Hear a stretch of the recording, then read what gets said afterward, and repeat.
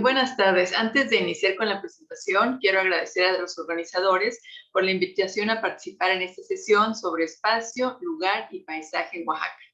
La presentación que les voy a compartir es el resultado de mi investigación de postdoctorado que realicé en el Instituto de Investigaciones Estéticas de la UNAM.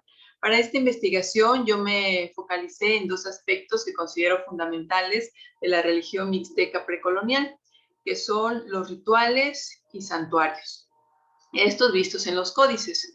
Bueno, esa temática sobre santuarios y rituales es poco abordada y lo que sabemos, bueno, es gracias a los documentos coloniales. Sin embargo, debemos tener presente que estos están cargados de juicios negativos y que descalifican a la religión mesoamericana en general, así como a sus practicantes. Por eso consideré necesario e importante partir de los propios documentos mixtecos, en este caso de los códices.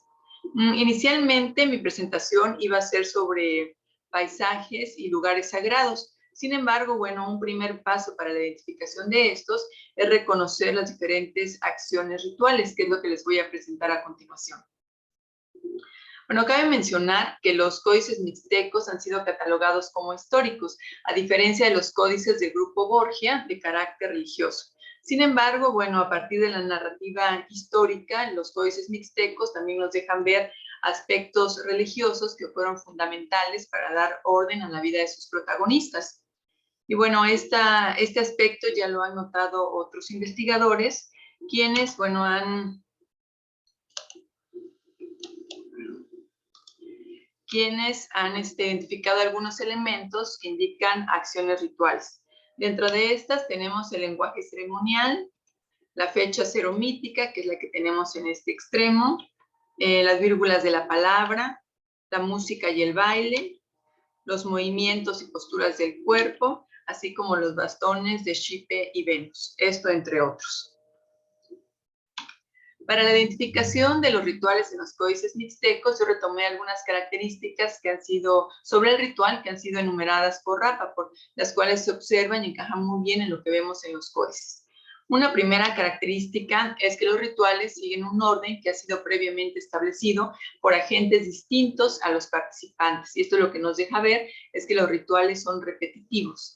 Bueno, el ejemplo que les muestro aquí es sobre el ritual de boda, que es el ritual que ha sido mayormente representado en los códices, esto debido al contenido de los mismos.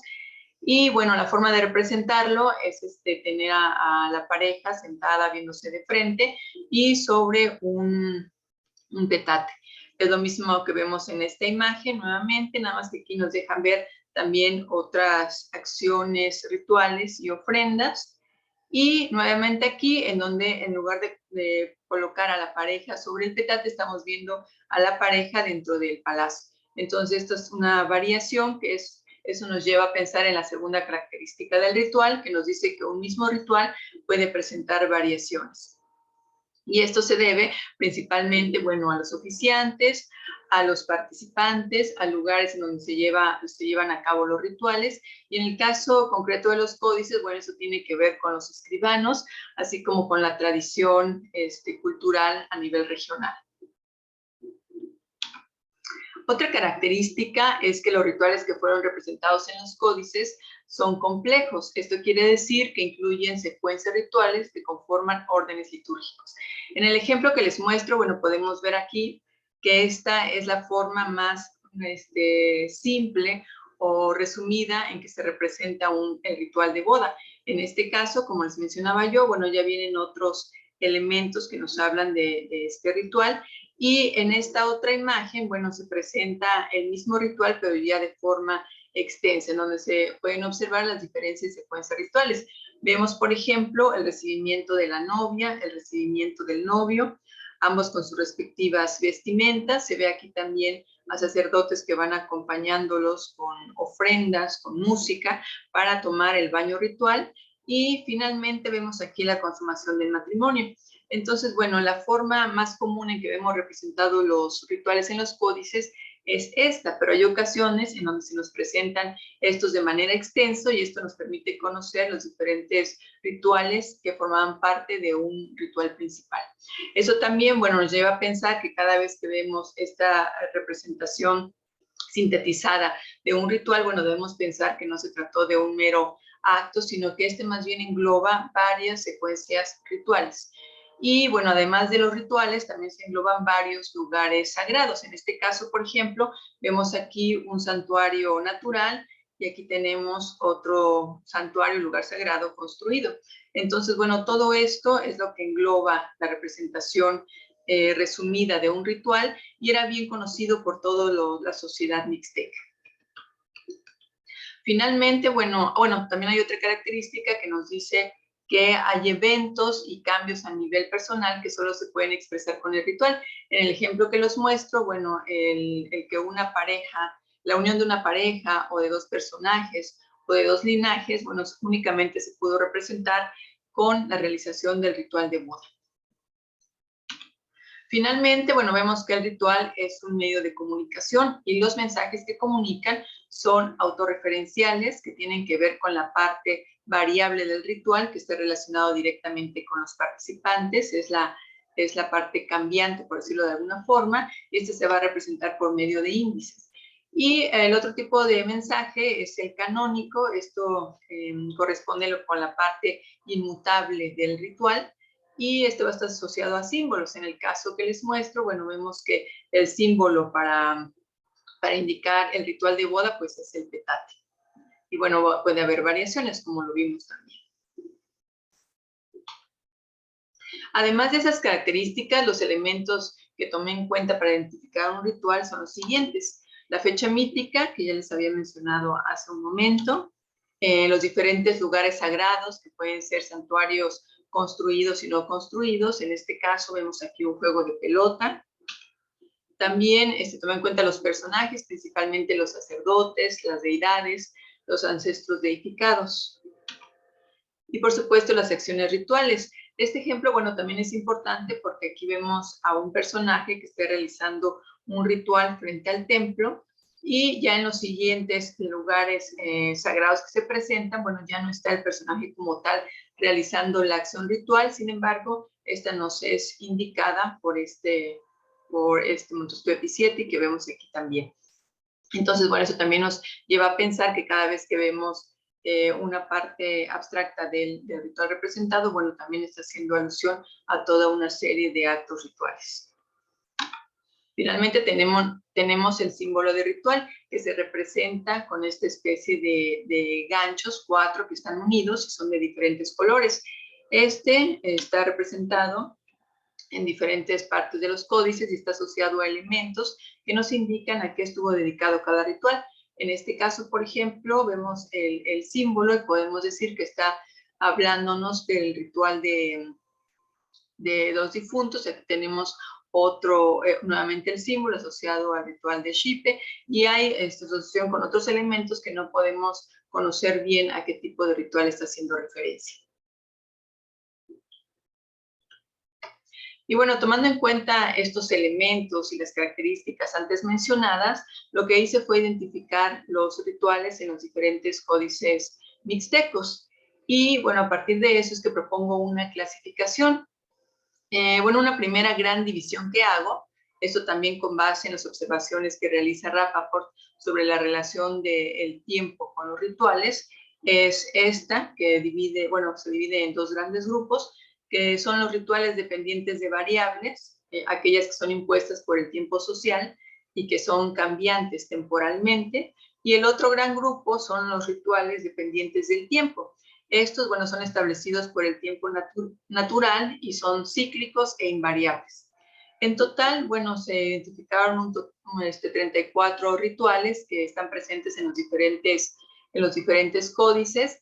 También se presentan de manera canónica y también podemos ver variaciones entre los diferentes códices, pero pues esto ayuda a enriquecer el entendimiento de cada ritual. Como parte del primer grupo, que son los rituales mixtecos dependientes de variables, yo identifiqué 7 tipos con 22 subtipos. Aquí el primero es el ritual de consulta u oráculo y el ejemplo que les muestro es sobre la consulta a divinidades o ancestros. En esta imagen podemos ver la consulta en el Templo del Sol, aquí vemos a la divinidad. De cada tipo les voy a mostrar el ejemplo solo de un subtipo porque no me daría tiempo abarcarlos todos. Entonces también tenemos los rituales que se realizan en conmemoración a los ancestros y el ejemplo que les muestro es la preparación del envoltorio sagrado, en este caso entendido como un ancestro divino. Aquí vemos cómo se está elaborando este envoltorio sagrado. También se tienen rituales para otorgar insignias o títulos de sacerdote. Y bueno, el ejemplo que les muestro es el otorgamiento de título de sacerdote. En este caso vemos aquí a un personaje en calidad de sacerdote realizando algunos actos rituales frente al templo y después, bueno, recibe diferentes túnicas, esto a manera de insignia para otorgarle el título de sacerdote. Se tienen también los rituales para introducir un nuevo culto, en este caso es el culto al envoltorio sagrado dedicado a Nueve Viento. Aquí vemos al señor 12 Viento de su calidad de sacerdote que va cargando el templo y el envoltorio sagrado de Nueve Viento. Se tienen también los rituales de origen, de linaje y yubitayu. En este caso les muestro la fundación de señoríos. El ejemplo que vemos aquí, bueno, es la fundación del Señorío del Sur. Vemos que aparecen varios lugares sagrados, así como diferentes actos rituales. Nuevamente aquí podemos reconocer el elemento, el símbolo del ritual. Y bueno, algo importante de esto es que estas acciones rituales son canónicas y las vemos presente en la fundación de los diferentes señoríos. También se tienen los rituales de poder político. En este caso les muestro el ejemplo de la conmemoración de 52 años de la fundación de un señorío. En este caso se trata del señorío de los Cuchillos de Pedernal y aquí vemos cómo los sacerdotes están realizando rituales ante el envoltorio sagrado en el templo. Se tienen también rituales de guerra. El ejemplo que les muestro son los propiciatorios de guerra. Vemos aquí cómo se realizan varios rituales en diferentes santuarios, esto previo al inicio de la guerra. Y bueno, como parte del otro grupo, que son los rituales mixtecos dependientes del tiempo natural, yo identifiqué 2 tipos con 11 subtipos. El primer tipo son los rituales del ciclo de vida del ser humano, y el ejemplo que les muestro tiene que ver con la presentación o consagración de un niño al culto o a una divinidad. Aquí vemos, por ejemplo, cómo una mujer, bueno, quedó embarazada por la intervención divina del sol. Posteriormente, bueno, una vez que tiene a su hijo, ella va y presenta al niño ante la divinidad solar en su templo. Otro ejemplo de este mismo tipo es la transformación al morir en un elemento sagrado del paisaje. En este caso, bueno, la señora Tres Pedernal, una vez que muere, se integra al paisaje sagrado y esto lo hace al entrar por una gran cueva en una peña y luego fluye en forma de un gran río. Finalmente, el otro tipo que identifiqué fueron los rituales en relación a los ciclos del paisaje. Y en este caso, el ejemplo que les muestro es el ritual del pulque. Aquí podemos ver cómo se elabora esta bebida sagrada y cómo es compartida por diferentes divinidades. Y bueno, lo que quiero mostrar con esto es que existió una gran variedad y riqueza de rituales que fueron parte de la vida diaria de la sociedad mixteca en tiempos precoloniales. Y también, bueno, que con la realización de estos diferentes rituales es como se le ha ido otorgando el valor sagrado al paisaje, esto a través del tiempo. Y que, bueno, con la conmemoración de cada ritual, este significado se reitera.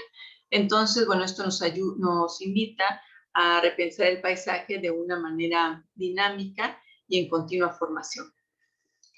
Y bueno, hasta aquí mi participación. Gracias.